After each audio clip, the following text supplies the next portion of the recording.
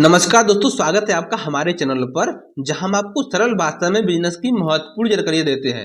आज हम बात करेंगे एक बहुत ही महत्वपूर्ण विषय पर, दैट इज बैलेंस शीट क्या होती है और ये कैसे काम करती है। बैलेंस शीट यानी कि आपकी कंपनी की जन्म कुंडली। तो सबसे पहले समझते हैं कि बैलेंस शीट आखिर है क्या।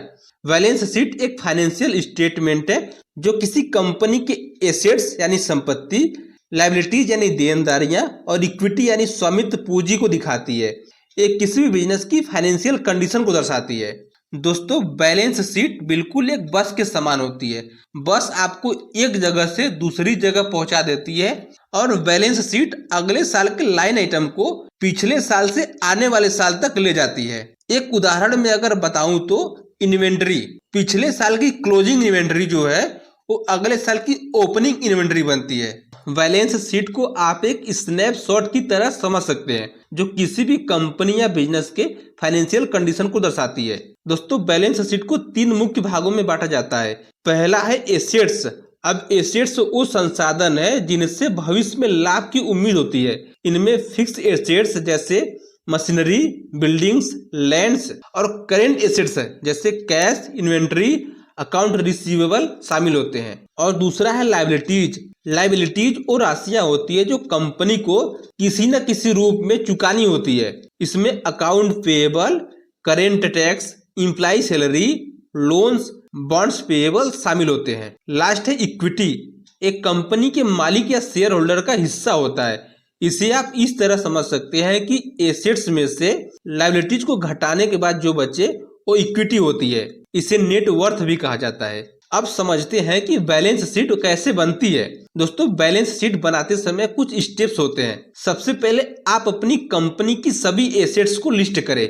इसमें फिक्स्ड एसेट्स और करेंट एसेट्स दोनों शामिल होने चाहिए। जैसे कि मान लो आपके पास फिक्स्ड एसेट्स में 5 लाख रुपए का मशीनरी है, 50 लाख रुपए का बिल्डिंग है, 2 करोड़ का लैंड है और करेंट एसेट्स में 2 लाख कैश है, 10 लाख रुपए का इन्वेंट्री पड़ा हुआ है, 5 लाख रुपए का अकाउंट रिसीवेबल है।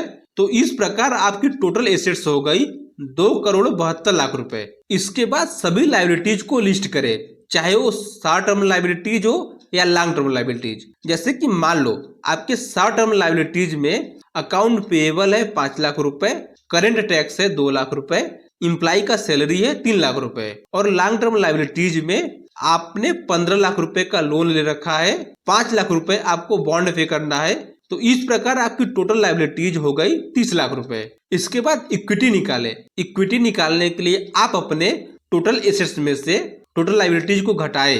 आपकी टोटल एसेट्स है 2 करोड़ 72 लाख रुपए माइनस टोटल लायबिलिटीज 30 लाख रुपए इक्वल टू 2 करोड़ 42 लाख रुपए आपकी इक्विटी है। इसे भी आप अपनी बैलेंस शीट में दिखाएं। बैलेंस शीट में ये ध्यान रखना जरूरी है कि हमेशा ये इक्वेशन सही हो। Assets equal to liabilities plus equity. दोस्तों, बैलेंस शीट का महत्व बहुत अधिक होता है क्योंकि एक कंपनी की फाइनेंशियल कंडीशन को साफ तौर पर दर्शाती है। इससे पता चलता है कि कंपनी के पास कितनी एसेट्स है और कितनी लायबिलिटीज है। इन्वेस्टर्स और बैंकर्स भी बैलेंस शीट के आधार पर ही ये निर्णय लेते हैं कि किसी कंपनी में निवेश करना है या नहीं। कंपनी के मालिक भी इससे अपने बिजनेस की आर्थिक स्थिति का आकलन कर सकते हैं और आगे की स्ट्रेटजी बना सकते हैं। तो दोस्तों, ये थी बैलेंस शीट की पूरी जानकारी। उम्मीद है कि अब आपको समझ में आ गया होगा कि बैलेंस शीट क्या होती है और ये क्यों जरूरी है। अगर आपको ये वीडियो पसंद आई हो तो लाइक करें, शेयर करें और हमारे चैनल को सब्सक्राइब करना ना भूलें।